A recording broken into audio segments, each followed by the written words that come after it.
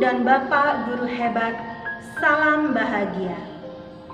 Mengawali perjalanan saya di modul 1.1, refleksi filosofi pemikiran Ki Hajar Dewantara, saya merefleksi diri, mengenali diri saya untuk lebih memahami peran pendidik berdasarkan pemikiran Ki Hajar Dewantara.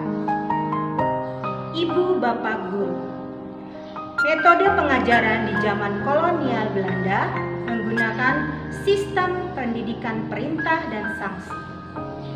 Sistem pendidikan perintah dan sanksi merupakan contoh pengajaran kolonial yang tanpa sadar menjadi warisan cara guru mendidik murid, bahkan mungkin sampai saat ini. Misalnya, masih ditemukan kasus kekerasan pada murid di sekolah. Murid mendapat hukuman atau sanksi berat ketika mereka belum atau tidak mengerjakan perintah dari guru. Contoh lain adalah sistem penilaian dan penghargaan yang terlalu berorientasi pada kecakapan kognitif. Misalnya, kecakapan murid diukur dari hasil ujian sumatif yang menguji kecakapan kognitif semata. Akibatnya, murid berusaha keras melatih kecakapannya dengan mengerjakan kisi-kisi soal ujian hingga mendapat nilai dan penghargaan dari sekolah. Fokus pada orientasi kognitif menyebabkan perkembangan kecakapan sosial emosional terabaikan. Di sisi lain, jika murid belum mampu memenuhi tuntutan ujian sumatif yang sangat berat, tidak jarang murid kita mendapat penghakiman bahwa mereka ini dianggap gagal dalam belajar. Sistem pendidikan di zaman kolonial Belanda didasarkan atas diskriminasi. Adanya perbedaan perlakuan terhadap anak-anak bumi untuk mendapatkan pendidikan yang sifatnya masih materialistik, individualistik, dan intelektualistik. Hal ini bertentangan dengan keadaan dan kebudayaan bangsa Timur. Ki Hajar Dewantara menggagas perlunya sistem pendidikan yang humanis dan transformatif yang dapat memelihara kedamaian dunia. Ki Hajar Dewantara memperkenalkan sistem Among, yaitu yang dikenal dengan slogannya Ing Ngarso Sung Tulodo, Ing Madya Mangun Karso, Tutwuri Handayani.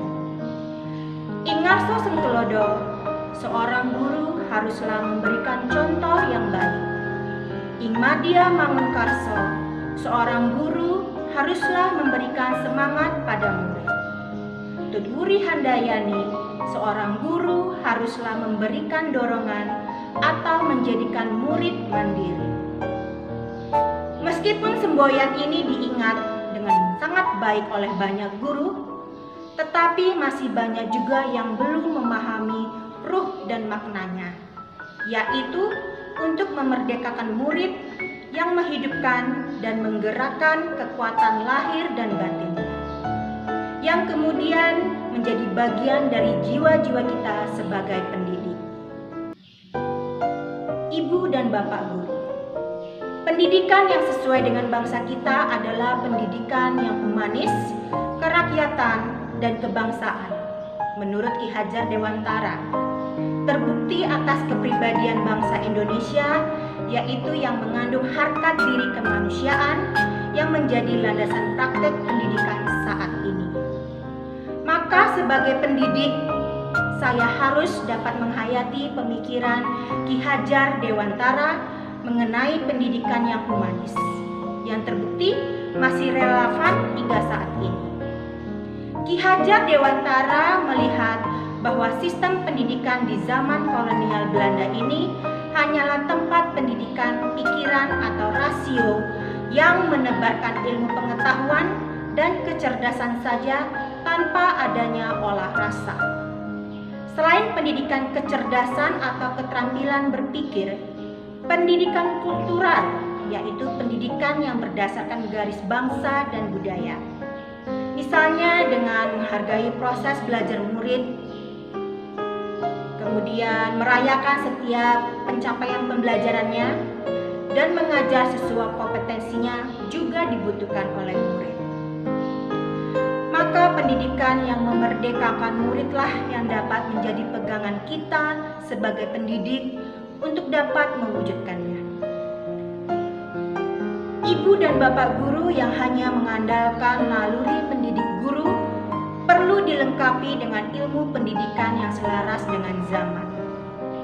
Tuntunan yang baik kepada murid didasarkan dari panduan atau teori dan pengetahuan tentang tuntunan yang terbaik, sehingga mendidik memberikan hak dan kesempatan belajar sesuai dengan keinginan dan bakat murid, agar sebagai pendidik kita dapat memberikan daya upaya terbaik dalam mendidik murid.